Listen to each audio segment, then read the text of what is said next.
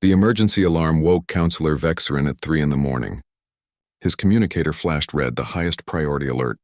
In his 20 years serving the Galactic Council, he had never seen this code before.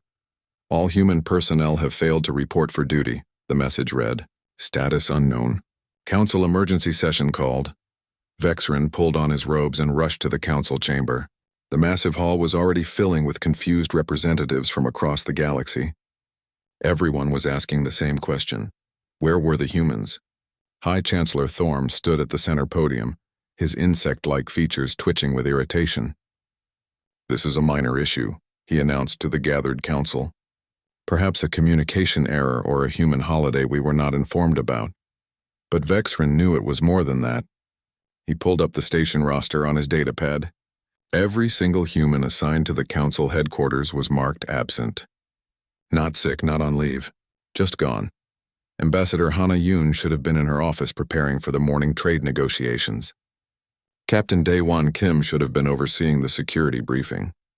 Chief Engineer Bora Choi and her teams should have been in the maintenance sections as they were every morning. None of them had shown up. Check the human quarters, Vexerin suggested. High Chancellor Thorm waved a dismissive claw but assigned security teams to investigate. 20 minutes later, the reports came back. The human residential section was empty. Completely empty. Beds were made. Personal items sat on shelves. Half-eaten meals were left on tables, but no humans. Expand the search, Thorm ordered, his voice now carrying a hint of concern. Check all council facilities. Over the next hour, the reports flooded in from across council space. Station Nexus 7, all humans gone. Mining Colony Theta 9, empty human barracks. The agricultural platforms orbiting Kelvin 3, no human workers present. The merchant fleet docking at Trade Hub Gamma 15. Every human-registered ship had left their berths. It was the same everywhere. Every human in council territory had vanished in the night. This is impossible, Thorm insisted. 17 star systems. Hundreds of stations and colonies. Over 2 million humans. They cannot all disappear simultaneously. But they had. Vexerin requested access to the security recordings. He started with Ambassador Yoon's quarters. The timestamp showed 2:47 a.m. The ambassador walked calmly into her bedroom, packed a small bag with a few personal items, and left. Her face showed no fear, no urgency, no emotion at all. She simply walked to the transport pad and vanished in a shimmer of light. He checked other recordings. Captain Daewon Kim did the same thing at 2:51 a.m. Engineer Bora Choi at 2:44 a.m. Every recording showed the same pattern. Humans across the station, all moving at roughly the same time, all calm and purposeful, all disappearing via transport. They coordinated this, Vexerin told the council. This was planned. High Chancellor Thorm dismissed the concern. We will send diplomatic envoys to Earth and the human colonies. This is clearly some kind of political demonstration. Humans are always dramatic about their grievances. They will return once they have made their point. But when the envoys tried to reach human space, they found something unexpected. Every human world outside Council territory had activated defense shields. Powerful ones. Technology the Council had never seen before. Messages sent to human governments received automatic replies. Humanity is no longer participating in Galactic Council affairs. Do not attempt contact. The Council chamber erupted in debate. Some representatives were angry, calling it an insult. Others were worried about the economic impact. A few, like Vexerin, were simply confused. Humans had been part of the Council for over a century. They had integrated into every aspect of Council society. Why would they leave so suddenly? Vexerin excused himself from the debate and went to Ambassador Yoon's office. Security had already swept it for clues. They found nothing. But Vexerin was more thorough. He checked behind the frames on the walls, under the desk, inside the air vents. In the back of a drawer, he found a data chip. The chip contained personal files, nothing classified. Photos of Yoon with other human diplomats, notes from negotiations, and one text file dated 2 days ago. It was addressed to no one in particular. Vexerin read it on her computer screen. I have served the Council for 40 years. I have represented humanity with honor and patience. I have filed complaints about discrimination 43 times. Each time I was told the matter was resolved. It never was. We were always the ones asked to be patient, to understand, to wait for change. We waited, we understood. We were patient. And nothing changed. The file continued. We are 3% of the council population, but we do 30% of the work that keeps this civilization functioning. We volunteered because we believed in cooperation. We stayed because we hoped you would eventually see us as equals. You never did. You saw us as useful, as good workers, as reliable helpers, but never as equals, so we are leaving. Not in anger. We are just tired. Tired of being essential but invisible. Tired of having our warnings ignored. Tired of being told we are too emotional when we point out problems. We built something better beyond your borders while we waited for you to appreciate what we contributed here. Now we are going home to that better place. Vexrin sat down heavily. He had worked with Yoon for 15 years. She had always been professional, always helpful, always reliable. He tried to remember if he had ever thanked her. Really thanked her, not just the polite acknowledgement that passed for gratitude in council halls. He could not remember a single time. He continued reading. We left instructions, manuals for every system we maintained, training programs for the work we did, automated backups for critical functions. You will survive without us. It will be harder, but you will survive. We made sure of that. Because despite everything, we did not want to hurt you. We just want to stop carrying you. The final line made Vexrin's blood run cold. Do not follow us.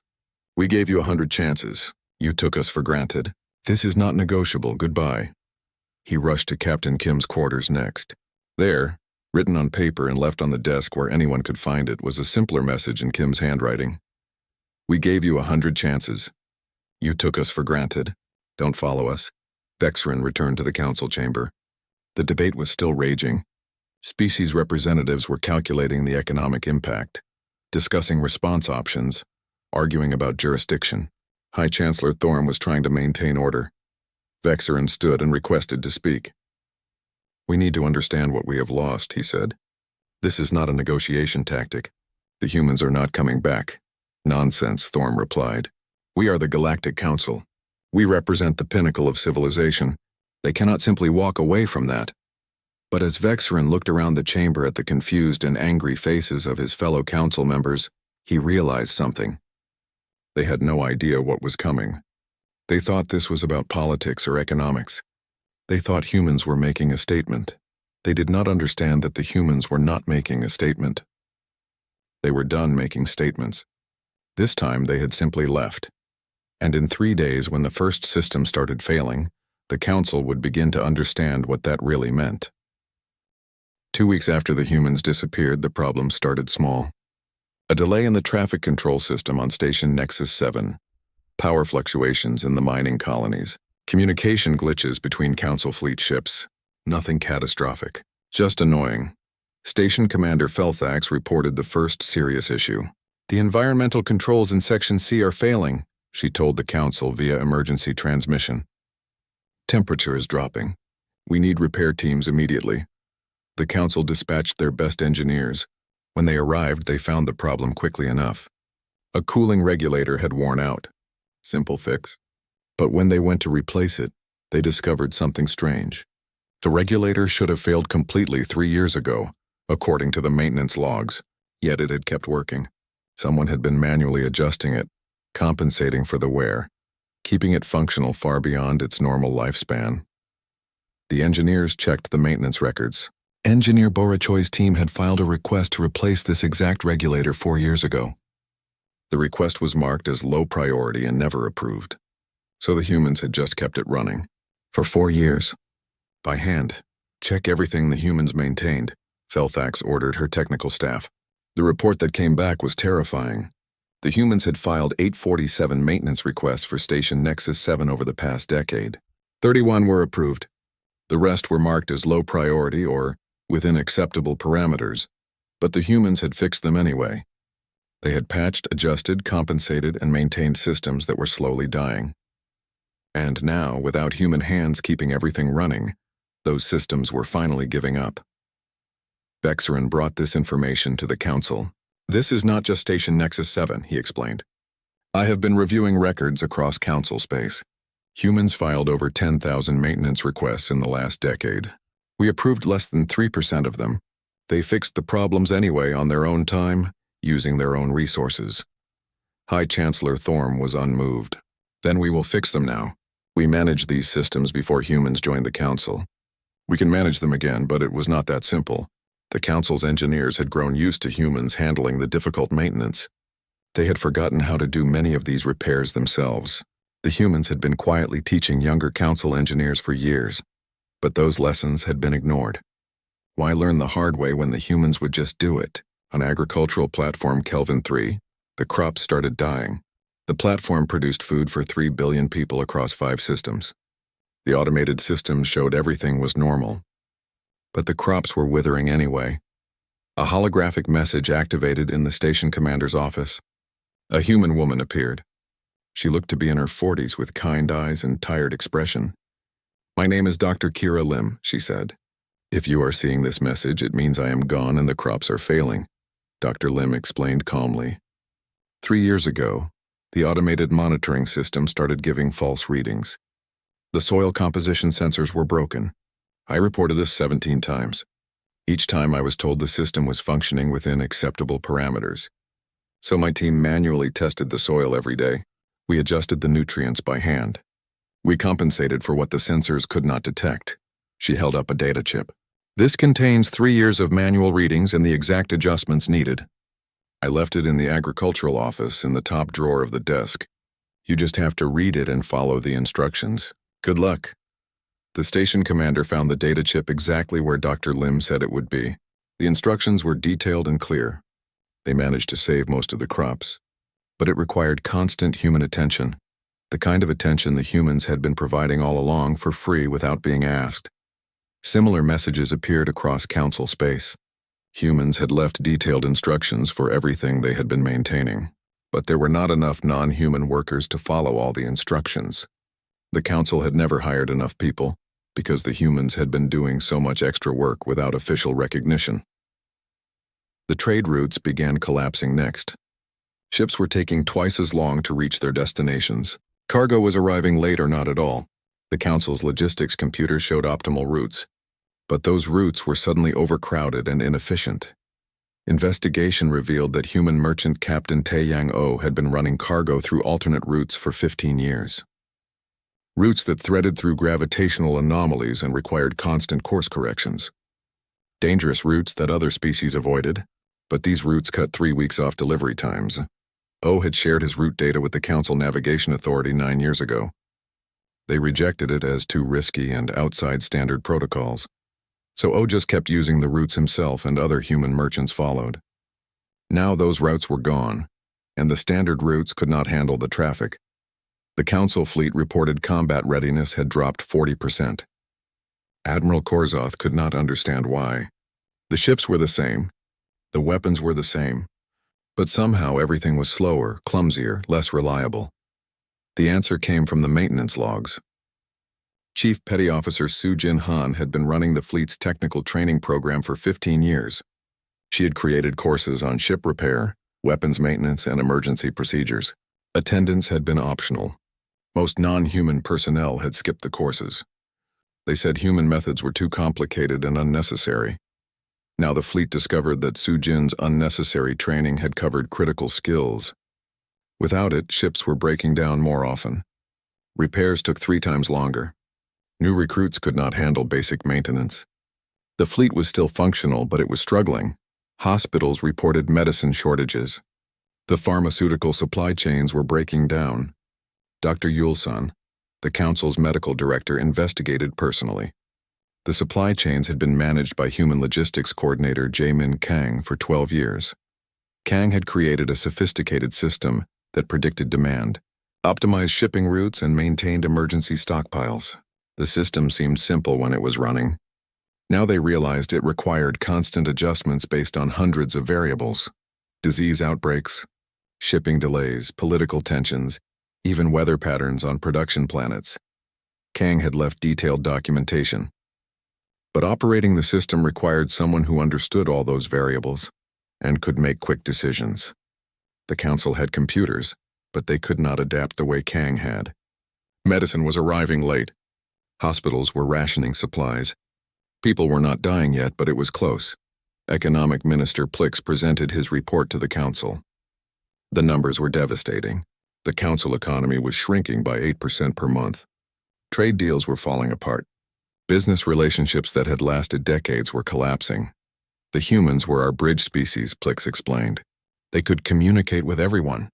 They understood cultural differences. They made deals between species that normally would not even talk to each other. Human diplomat Su Young Yoon personally mediated 70% of our interspecies trade disputes. Without human mediators, old grudges were resurfacing. Species that had been trading peacefully for years were suddenly finding reasons to distrust each other. The reptilians thought the avians were cheating them. The avians accused the aquatics of breaking agreements. Everyone blamed everyone else. Vexrin reviewed the employment records late one night. The numbers told a clear story. Humans made up 3% of the council population, but they held 7% of maintenance positions, 12% of medical roles, 15% of logistics jobs, and 28% of diplomatic posts. And those were just the official positions. The records showed that humans regularly worked outside their assigned duties. They fixed things that were not their responsibility. They helped species that were not their department. They volunteered for the jobs nobody else wanted. They had asked for recognition, for promotions, for leadership positions. The record showed 40 years of requests, proposals, and applications. Most were rejected with standard phrases: insufficient experience, cultural concerns, not the right fit. Meanwhile, less qualified candidates from other species were promoted to positions that humans had applied for. The council had told themselves they were being fair and unbiased. They had policies against discrimination, but somehow humans never quite made it to leadership roles. They were too useful where they were. Too reliable, too essential. Vexrin understood now. The council had not meant to exploit humans. They had just been convenient, helpful, always there when needed. It was easy to take them for granted. Easy to assume they would always stay, always help, always be reliable, and the humans had finally gotten tired of it. They had not demanded change. They had not threatened to leave. They had not made dramatic speeches. They had simply built something better in secret, and then they had walked away. The council was learning a hard lesson. Being needed is not the same as being valued, and if you take people for granted long enough, eventually they stop caring whether.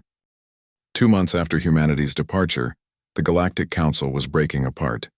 Not from war or disaster, but from something quieter and more painful: the collapse of trust. The reptilian delegation announced they were closing their borders to avian ships. Ancient grudges buried for generations under council diplomacy were resurfacing. The Aquatic Federation accused the insectoids of cheating on trade deals. The Crystalline Collective simply stopped answering communications. High Chancellor Thorm called emergency session after emergency session. His authority, once absolute, now meant nothing. Member species were scared and angry. They blamed each other for driving humans away. They blamed the council for not preventing it. They blamed themselves for not seeing it coming. Counselor Vexrin had spent the past month investigating humanity's departure. What he discovered was worse than he imagined. The humans had not left suddenly. They had been planning this for 20 years. He found the evidence in their communication records. 20 years ago, human leaders had held a secret conference. The topic: whether to stay in the council or build something new. They had voted to give the council one more generation, 25 years, to change. If things did not improve, humanity would leave. The humans had been watching, waiting, hoping. Every time they were passed over for promotion, they noted it. Every time their safety warnings were ignored, they remembered. Every time they were told to be patient, to wait, to understand that change takes time, they gave the council another chance, 25 years. The council had burned through every chance. During those years, humans had been building. Vexrin found references to construction projects in deep space, far beyond council borders. Resource-gathering operations that seemed too large for the human population that officially existed. Trade agreements with independent systems that the council had never noticed. The humans had been constructing an entire civilization in secret. Colonies, stations, infrastructure, everything they would need to survive without the council. They had done it quietly, patiently, while still showing up every day to fix the council's problems. Ambassador Hana Yoon had filed her first formal discrimination complaint 37 years ago. She had documented everything with careful precision. Every time a less qualified candidate was promoted over a human. Every time human safety concerns were dismissed. Every time cultural insensitivity was excused as just a misunderstanding. All 43 of her complaints had received the same response. The matter has been thoroughly reviewed and resolved to the satisfaction of all parties, but nothing had ever changed. The council had investigated itself and found itself blameless every single time. Vexerin presented his findings to the council. The chamber was half empty.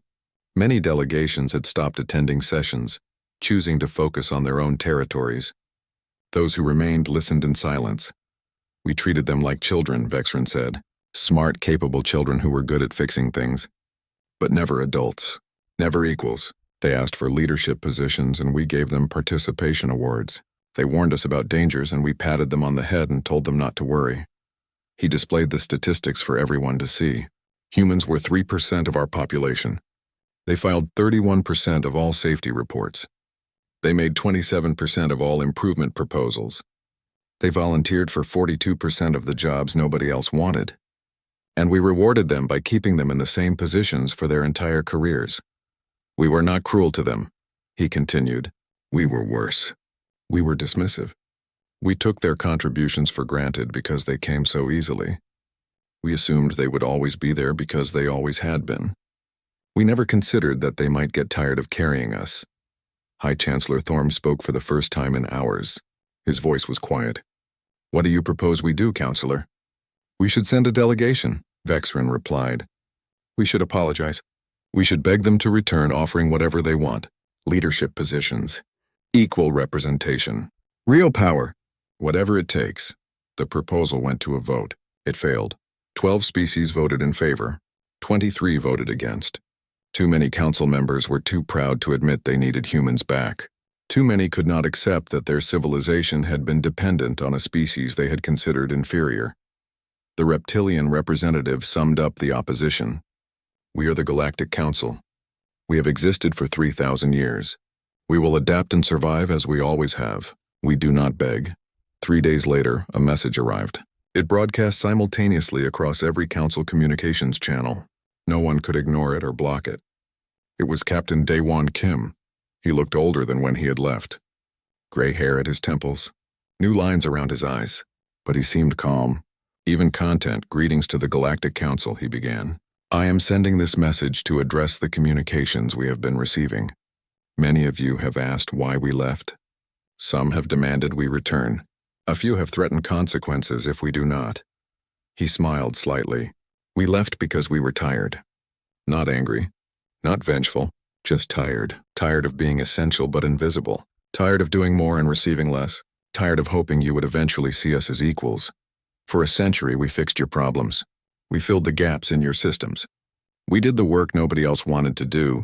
We did it because we believed in cooperation. We believed that if we just proved ourselves valuable enough, you would accept us as partners. Kim's expression grew sad. But being valuable is not the same as being valued. You needed us, but you never respected us. You relied on us, but you never trusted us with real power. You benefited from our labor, but you never thanked us for it. So we built something else. While we worked for you during the day, we built our own future at night. It took us decades, but we did it. And now we live in a society where contribution is rewarded, where hard work leads to advancement, where being competent means being respected. He paused. Some of you have asked us to return. You offer us leadership positions now. You promise equality now. You say things will be different now. But we do not believe you. You had a century to change. You chose not to. You changed your tune only when you realized you needed us. That is not respect. That is desperation. We left you detailed instructions for everything we maintained. Training programs, system documentation, emergency procedures. We did not abandon you to die. We gave you the tools to survive. Whether you use them is up to you. Kim looked directly into the camera. We are not your enemies. We do not wish you harm, but we are not coming back. We spent too many years hoping you would change. We are done hoping. We are done waiting. We are done proving ourselves to people who will never see us as equals. This is not negotiable.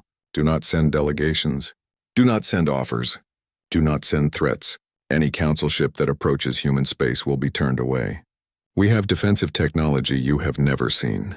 We spent 20 years developing it while we waited for you to notice we existed. Now you will see what humans can build when they are not busy fixing your civilization. The transmission included coordinates, a star system deep in unexplored space. As the Council watched, the feed switched to show massive orbital installations. Stations larger than any Council facility, ships of unfamiliar design, cities on 3 different planets gleaming with lights. This is humanity now, Kim said. We built this ourselves for ourselves. We are finally home. Not Earth, not the Council territories. This a place where we are not guests or workers or tolerated minorities. A place where we belong. He smiled one last time. I do not expect you to understand. You never did understand us. That was part of the problem. But maybe someday you will learn the lesson we tried to teach you. People who feel valued stay. People who feel used leave. It is really that simple. Goodbye, Galactic Council. We hope you figure things out. But that is not our responsibility anymore. The transmission ended. The Council chamber sat in silence. Finally, Vexrin spoke. We could have had them as partners. Instead, we lost them as workers. And we have no one to blame but ourselves. High Chancellor Thorm stood slowly. He looked at the empty seats where human representatives had once sat. I move that we preserve the human quarters as a memorial. Not to what we lost, but to what we wasted. Future generations should remember this. The motion passed unanimously. It was the first thing the Council had agreed on in months. But as they left the chamber, every Council member knew the truth. A memorial would not fix anything. The damage was done.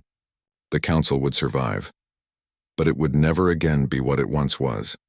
And somewhere beyond their borders, humanity was thriving without them. That was perhaps the most painful truth of all. The Council needed humanity. But humanity no longer needed the Council. They had taken humans for granted for so long that they never imagined a galaxy without them. Now they were learning what that galaxy looked like. It looked smaller, darker, less hopeful, and there was no one left to fix it but themselves. 5 years had passed since humanity left the Galactic Council. The galaxy looked different now. The Council still existed, but it was a shadow of its former self. Councillor Vexrin walked through the preserved human quarters on the Council station. It had become a museum, just as High Chancellor Thorm had proposed. Young students from different species came here on field trips to learn about the species that had once held the Council together. The quarters looked exactly as humans had left them. A half-finished cup of coffee sat on Ambassador Hana Yoon's desk. Captain Daewon Kim's duty uniform hung in his closet.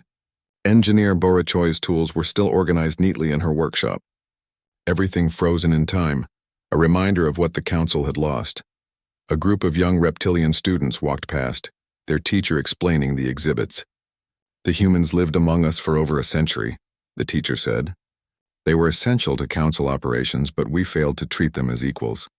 When they finally left, we learned a painful lesson about taking people for granted. One student raised her hand. Teacher, did we ever apologize to them? The teacher was quiet for a moment. We tried. But by the time we were ready to say we were sorry, they were no longer interested in hearing it. Some mistakes you cannot fix. You can only learn from them. The Council had survived, but barely. Their territory had shrunk by 40%. Several major species had left to form their own confederations. The economy was half its former size. The legendary efficiency was gone, replaced by constant struggle and adaptation. They had learned to do for themselves what humans once did. It had taken years of painful lessons. Systems that used to run smoothly now required constant attention. Problems that humans would have fixed in hours now took days or weeks. But they managed. They had no choice. High Chancellor Thorm had retired 2 years ago. The stress and shame had aged him rapidly. The new High Chancellor, a young avian named Silvera, represented a new generation. She had been a junior diplomat when humans left. She remembered what it was like working with them. She was determined not to make the same mistakes. Under Silvera's leadership, the Council had implemented reforms. Merit-based promotions instead of traditional hierarchies. Mandatory consideration of safety warnings. Recognition programs for essential workers. Independent review of discrimination complaints. All things humans had asked for decades ago. Better late than never, Silvera often said. But everyone knew the truth. These reforms were not for humans. They were for the council itself, to prevent this from happening again with other species. The humans were gone and had no interest in coming back. Vexerin had made it his personal mission to visit the neutral trading posts where humans sometimes appeared. These posts existed in unclaimed space, where different civilizations could trade without political complications. Humans came to trade with independent systems, but never with council members. Today, Vexerin sat in a small cafe on Trading Post Epsilon 9. He came here once a month, hoping to see a human face. Usually he was disappointed.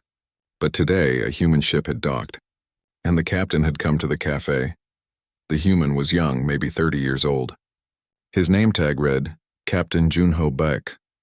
He ordered a drink and sat at a table, reviewing cargo manifests on his datapad. Vexerin approached carefully. "Excuse me, Captain. May I join you?" Junho looked up. His expression was polite but cautious. "You are council, yes? Reptilian delegation?" "I am. My name is Vexerin. I promise I am not here on official business. I just wanted to talk if you have time." Junho gestured to the empty seat. "Talk then. But I will not discuss rejoining the council if that is your goal." "It is not," Vexerin said. "I just want to understand. How is humanity doing? Are you happy?" Junho smiled. "We are very happy. We have 12 major colonies now, all thriving. Our economy is strong. Our technology advances every year. We have trade agreements with 47 independent systems. We built a civilization we can be proud of. No regrets about leaving? None. My grandmother was Ambassador Hana Yoon. She told me stories about her time with the council, how hard she worked, how much she hoped things would change. When she finally left, she told me something I will never forget." Vexerin leaned forward. "What did she say?" "She said, 'Never beg for a seat at a table where you are cooking all the meals. If they do not value you enough to invite you properly, then build your own table.'" Junho looked at Vexerin directly. "That is what we did. We built our own table. And it is much better than begging for scraps at yours." The words hurt, but Vexerin knew they were true. "The council has changed," he said quietly. "We have implemented many reforms. We are trying to be better."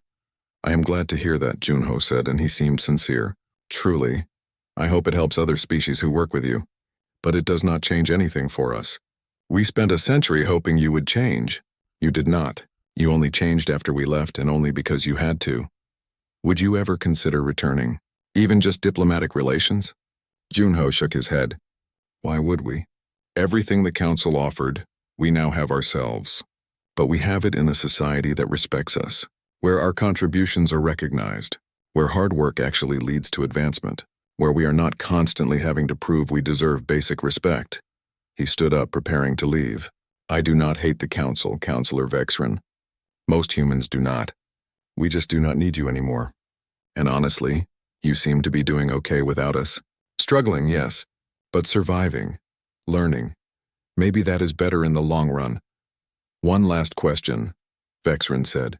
"Do you think future generations of humans will ever forget what happened? Could relations improve someday?" Junho considered this. "Maybe in a few centuries, when both our societies are completely different, we can try again. But not in my lifetime. The humans who lived through council discrimination are still alive. We remember. Our children know the stories. Our grandchildren will too. Trust takes generations to build and moments to destroy. You destroyed it. Building it again will take time you do not have." After Junho left, Vexerin sat alone in the cafe for a long time.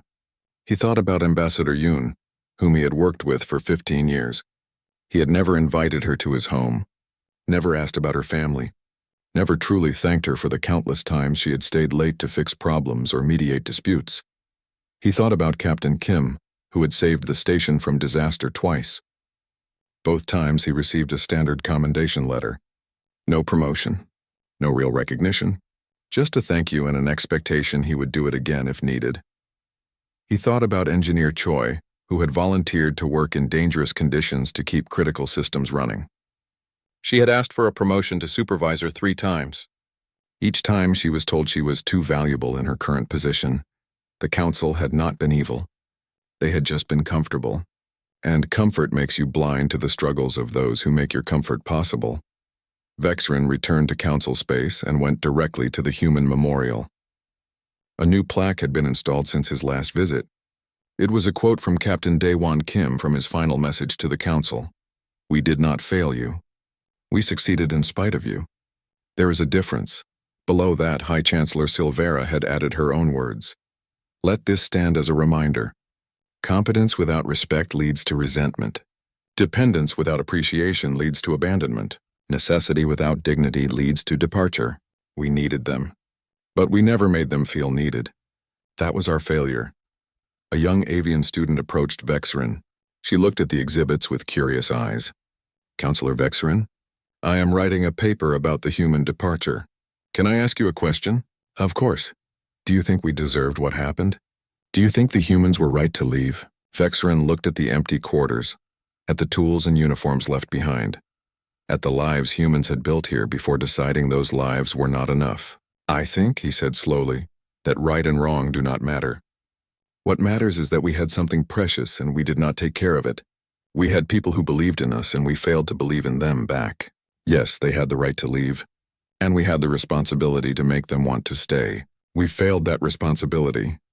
The student nodded thoughtfully and made notes. Vexrin watched her walk away, hoping her generation would truly understand the lesson. Not just memorize it for exams, but feel it deeply enough to never repeat the mistake. The galaxy had moved on. The council was adapting. Life continued. But there was an empty space in the galactic community now, a human-shaped hole that would never quite be filled. And somewhere in deep space, humanity was building wonders the council would never see. They were thriving, growing, creating, without the council holding them back. Without having to constantly prove their worth to people who would never quite see them as equals, they had left without a fight. Without a goodbye, without drama or threats. They had simply walked away from people who took them for granted, and the council paid the price. Not in war or destruction, but in loss. The loss of partners they never appreciated. The loss of a future they could have had. The loss of their own potential, which had been so dependent on the humans they never quite valued enough. It was a quiet ending to a long relationship. No battles, no final confrontations. 1 month after humanity's departure, the Galactic Council declared a state of emergency.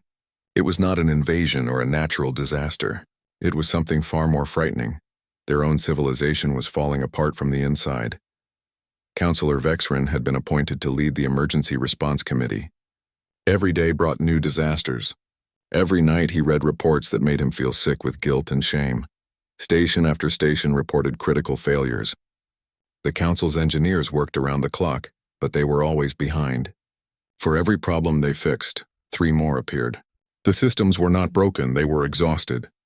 Like a body that had been running on emergency reserves for too long, everything was giving out at once. The council prided itself on efficiency. Everything ran on protocols and procedures. When a problem occurred, you filed a report. The report went through proper channels. Eventually, someone with the correct authorization would address it. The system worked well, or so they thought.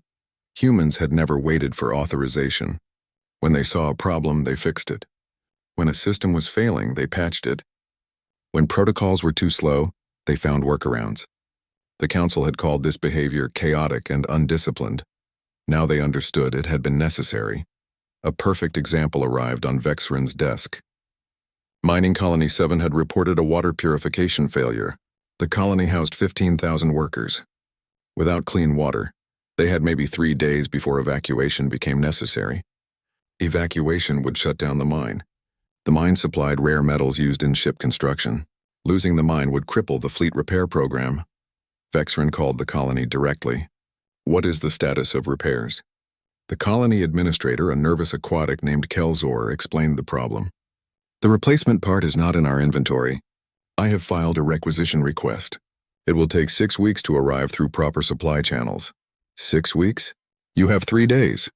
I understand, Counselor, but regulations require that I follow the correct procurement procedure. I cannot simply order a part from the nearest station without authorization codes. Vexrin wanted to scream.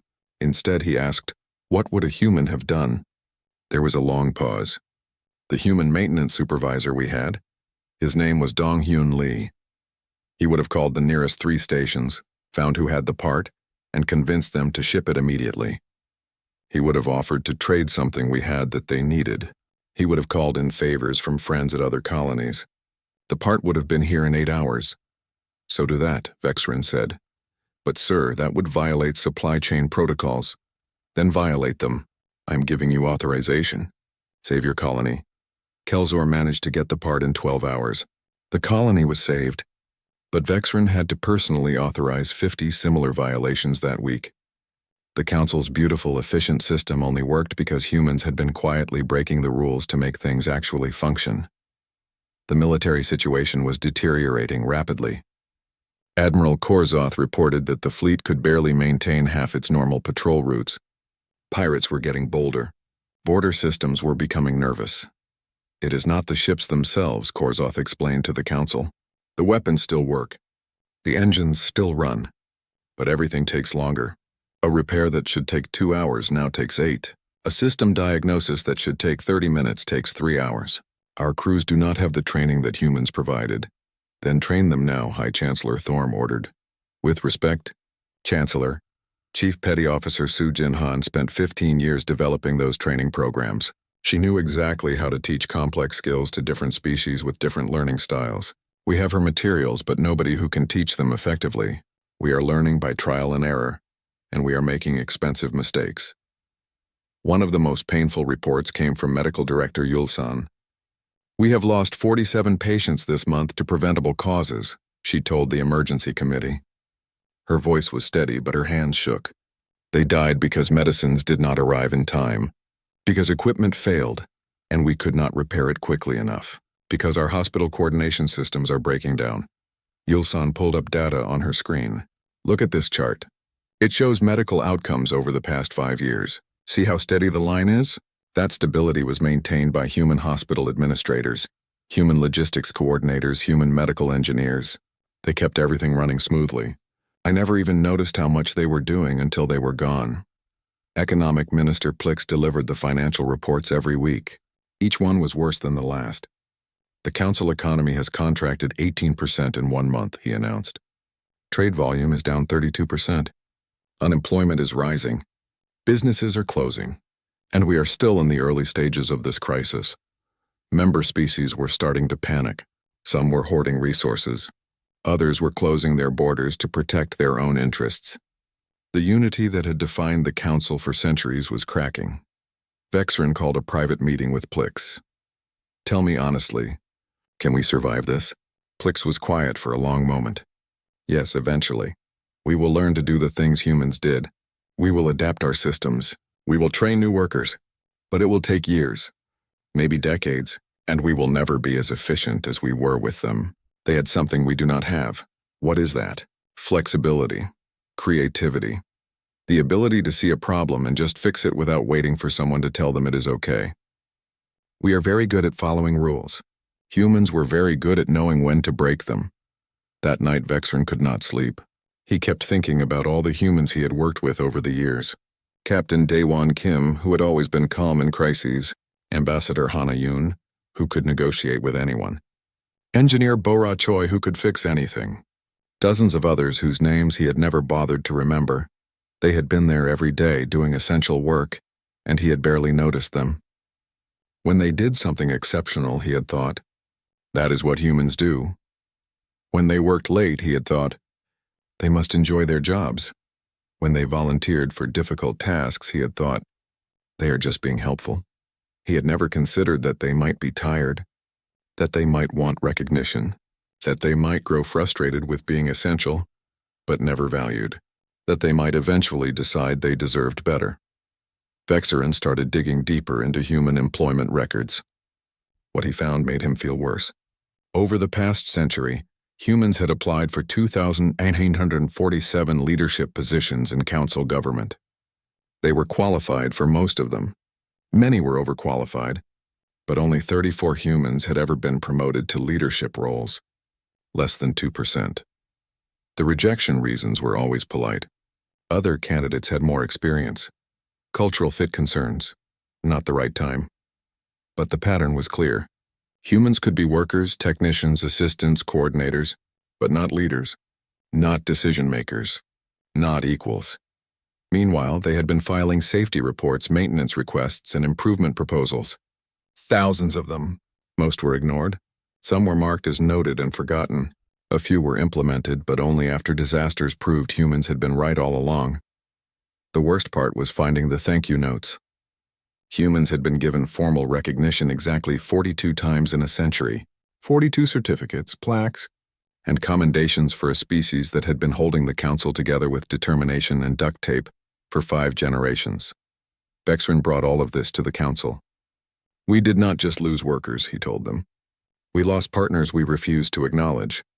We lost the people who cared about our civilization enough to fix it even when we did not appreciate them. And we lost them because we were too proud and too blind to see what they were giving us. High Chancellor Thorm looked old and tired. For the first time since the crisis began, he had no confident response. He simply nodded slowly. The council had always believed they were the pinnacle of galactic civilization. Now they were learning the hard truth. They had not been great because of their systems and protocols. They had been great because humans had been quietly making those systems actually work, and humanity had walked away because being great at fixing someone else's problems is exhausting when they never even notice you are there.